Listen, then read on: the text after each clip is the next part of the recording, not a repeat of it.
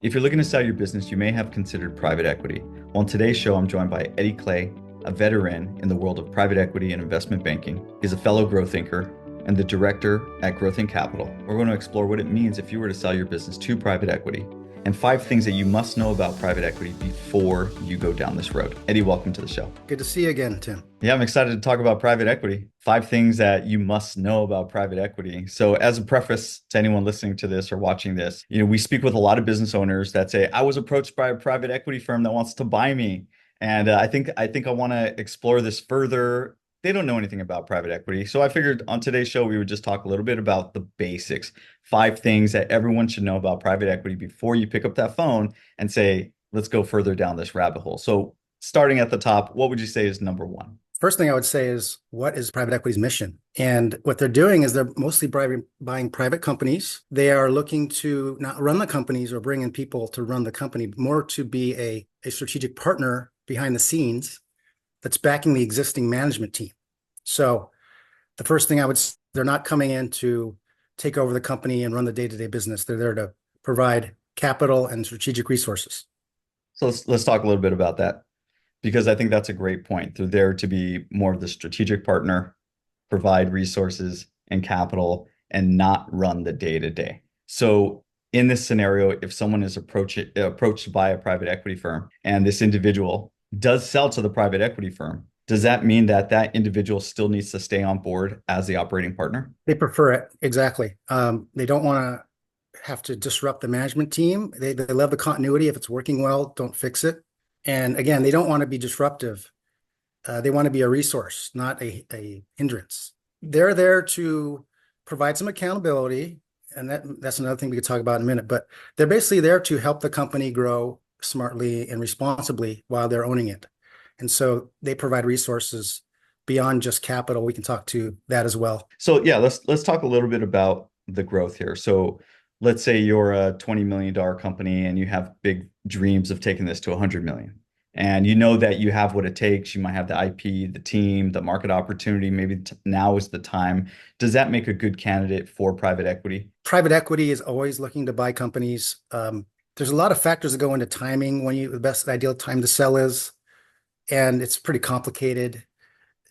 It could be the business situation. It could also be the family or the ownership situation, what they're looking to do. It also could be the state of the economy and the M&A market. Like all those things have to be healthy to get a really, really strong deal done, for example. Yeah, that's a good point. So just on point one, just to kind of recap on that is knowing private equity's mission, that they are not there to buy your company 100% and then run it themselves.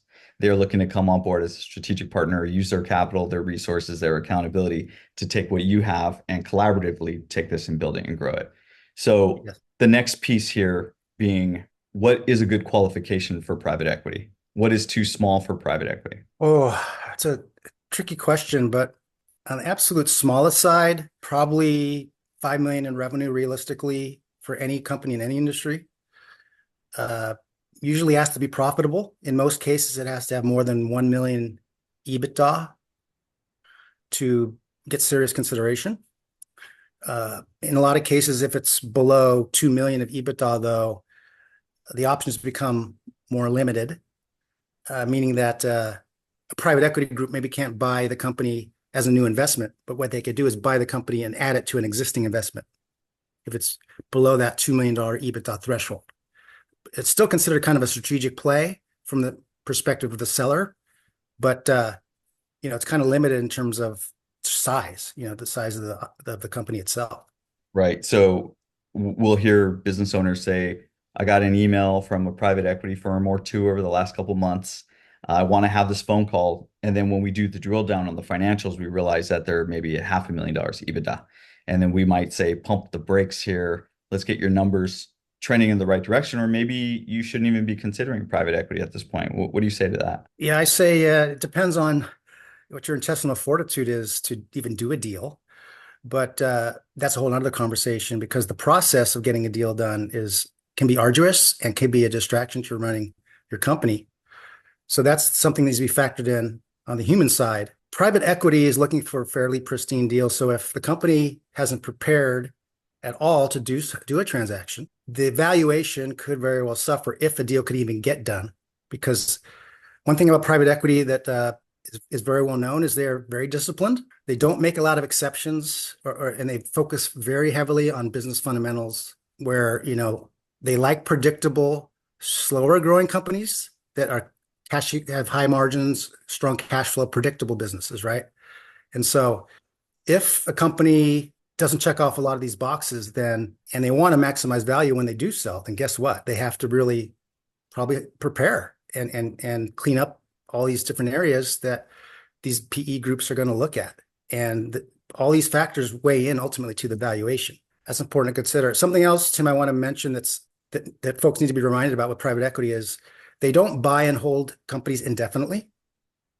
There are a few exceptions, like some family offices will, but more often than not, they're holding it for a defined period of time, which is usually 5 to 7 years. Sometimes it'll be less, but usually it's in that range. And so it's important for business owners that sell to private equity to know that that's a couple things. It's kind of like two liquidity events. First of all, the initial sale, and then the final exit when the private equity group sells, right? And so that could be very lucrative, and it has proven very lucrative to business owners that sell to private equity. The other thing that's interesting about their holding period being 5 to 7 years is that it's a built-in transition plan. If you're thinking about retiring in that period of time, you can start like transitioning out under their ownership. So by the time they exit, you can exit completely. I love that. I love that. So let's say our third point here is the holding period. Let's spend just a little more time here. So Yeah. most private equity companies, and this is industry wide, it's best practice in the industry is that they're going to hold the investment for about a 5 to 7 year term period. Now it could go a little longer, a little shorter, but at some point in time, they're going to get out. They will need an exit from this as part of their limited partners agreement, and we could talk a little bit more about that. But they're Yes. going to need to get out. So if you're selling your organization to private equity, you should. I love this point about the two sales. So the first sale is when you sell it to them, and the second sale is when they sell it on the way out the door. Why are they doing this in a 5 to 7 year period? Oh, because they have raised funds. They have their own investors that supply the capital that they invest in these companies. And those are, pensions, endowments, funds, things like that, insurance companies. They look at insurance companies and all, the bottom line is they have to provide liquidity to their investors. It's at a defined per their contract. They're saying after this period of time, we're going to start, returning your capital. That's why they have to exit. Family offices don't necessarily have that requirement, right? So that's why sometimes family offices are a preferred buyer from the perspective of a seller, because some sellers, some business owners, if they do private equity, they think, well, I don't want my company to like get churned in 5 years and then they strip the brand. They care a lot about the legacy of the company and the brand and the employees.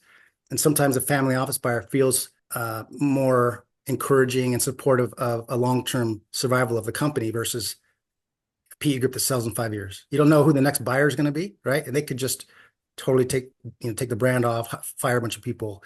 You never know. Yeah, and historically, who are these next buyers? Yeah, well, most of the time, first of all, I should say they always sell through an auction process to maximize value. So it's a competitive, broad process. The buyers are either other private equity groups, larger usually than they are, the PE group that owns them, or it's going to be a strategic company, a competitor in the industry or a tangential industry where they have a lot of reason to buy the company, either to extend a product line or service line, to take action, capture synergies, with redundant expenses and stuff like that. So strategics usually can pay the most. But the other thing I want to mention about private equity that little people don't realize is private equity wins auctions too. It's not just strategic. Sometimes they can outbid strategic processes. So there's this perception out there, Tim, that private equity buyers are lowballers, meaning that what the translation from the perspective of a seller is, they can't compete with a strategic buyer when it comes to buying companies in terms of valuation and purchase price. The evidence suggests otherwise, although it isn't the minority. Strategics still win the majority of the auctions, but PE definitely wins a meaningful, large minority of the deals that they bid on. That's educating for the business owners because they need to correct a myth that's been out there for a while. You can get a premium deal with a private equity group. That's a great point. And just to delineate a little bit between the strategics and the private equity, because I'm going to go back a few steps. Strategics could be synergistic companies that, let's say, a chocolate company wants to buy another chocolate company or a chocolate manufacturer. Maybe there's some synergy or some fit there. There's Right. a reason they might know the industry. They can potentially pay a higher premium because they know the industry. They might know how 1 + 1 makes 5. Whereas, as you're mentioning earlier, the private equity firms, they're very disciplined buyers. So they're going to come in and they're going to run their playbook. And there's probably not going to be whole lot of flexibility there, correct? That's right. Yeah, and they have their metrics. They have their ranges or thresholds where they'll consider, okay, the largest customer for us above 20% of total revenue, for example, is uncomfortable. We may not even do the deal because of that, or it's riskier, so the valuation is going to reflect the extra risk, means lower valuation. So this is one of the areas of many that over time a company can work on, bring on new customers, diversify the customer base more, because that is a huge one that will be a deal breaker with private equity right off the bat is if one customer represents for sure more than 30% of total revenue, most firms will say, no, thanks. The gray area is between 20 and 30%. Some firms will do a deal with a large customer like that, but the valuation, they'll use it as an excuse to lower the valuation. Okay, so let's turn the page a little here to the next point. I want to talk about the due diligence and valuation process. So, Yeah, as part of our demystifying the 5 things you should know about private equity, is their valuation process, a due diligence process, does it take longer? Is it more intense? Is it different than if a strategic buyer is looking at you? it's different. They're way more rigorous, I would say. And remember that oftentimes the private equity group isn't as expert in the business as the strategic would be because a strategic would, in theory, be a competitor, right? Mhm. So there is a little bit of extra time it takes just to make sure that they're understanding every part of every aspect of the business to see every potential skeleton in the closet, right? And the way they do this is through third parties as well. They bring in auditors, attorneys, accountants, to just go through everything and make sure there are no surprises, right? Or make sure what was in the financial statements and what the management team told them is consistent with what is really happening in the books, looking at the books themselves. Right, right. Yeah. Audited financials or reviewed financials, probably pretty important. Yeah. I mean, yes, if they're audited, it helps a ton, but it's not a requirement. It just means that the diligence process will take longer. Right. So the diligence process for private equity is a minimum of 3 months after the letter of intent is executed by both parties. Sometimes it can stretch to 6 to 9 months, depending on the complexity of the company. If there's any unpleasant surprises they discover where they have to be negotiated and recalibrate their interest level, if they still want to like buy this company at this valuation, give it this red flag that they discovered during diligence. So depending on what they find in diligence, it could stretch it out more, and it creates more negotiating points between the buyer and the seller. So it gets pretty tense sometimes if the PE group in their diligence uncovers something that wasn't revealed earlier, Yeah. or Yeah. it was just kind of like unsaid. So these are the reasons why things get delayed. But in best case scenario, it takes 3 months to close the deal, get the money wired to the company's bank account, and the seller's bank accounts. Pretty much 3 months is the minimum. Last point here. What does the process after the transaction look like? Is that process different with private equity than it is with, let's say, a strategic buyer? It's definitely different. Private equity, like I said before, they prefer to keep the status quo with the company, and they're not going to necessarily want to go and do a bunch of layoffs. That's not their model. I mean, certainly they'll maybe work with the management team over time to say, hey, does it make sense to look at cutting your bottom 10% performers or something? But they're not going to come in and clean house and force it, right? They're going to work with management on various initiatives, going to help the management prioritize the best ways to grow organically and inorganically in the next 5 to 7 years. And part of that is some accountability and reporting that the company has provided to their owner, their new private equity owner. That's usually on a quarterly basis. It's not super rigorous. It's not super grueling. They just want to stay in the loop, and they're always available to provide, answer questions, provide advice, support. But the thing that's really great about private equity after a business owner sells to them and and he or she and the management team are running, continue to run the company, is that they specialize in mergers and acquisitions. And Mm. so if usually part of the growth strategy is inorganic growth, which means growing through acquisitions, otherwise known as add-on acquisitions. They like to do at least 2 to 3, up to, it could be 20 to 50, depending on the spaces. And like if it's a roll up, I've heard of PE groups buying like one platform, big company, and then attaching like 50 other companies to it to make a huge billion-dollar company. Okay, Wow. so that's where it could be really helpful to management. If they don't have an internal resource or team already to specializes in M&A, then you have one built in that's there to do it. Your interests are fully aligned, right? They want to do deals. If you see targets that make a lot of sense, you have an outsourced resource that specializes in this and can make it happen and That's can bring the capital to make it happen. that's the key. That's the key, is that they have the capital and resources and a methodology that might be different than a strategic buyer or your nearest competitor that's maybe running a onesie or a twosie business and they just want to make you the third. If you go with a private equity firm, there's a different way of thinking, different skill sets, different approach entirely, correct? Yeah, and the big difference also is likely when a strategic buyer buys a company, the management team is redundant. It's maybe one or two people in the management team might stay, but most of the management team and a lot of the key employees below them would be let go Right. to capture synergies, right? Mhm. So that's a huge difference. That's a good point. Just to recap a little bit, 5 points of the 5 things you need to know. Point number one is understanding private equity's mission holistically, who they are, how they operate, and really that they don't want to shake things up too much. They really want to come in and be a strategic partner of sorts and put their capital and resources to work towards your business. They do not want to own you and then just run your business. The expectation is that you're going to stay on and continue to run the business and build and scale from there.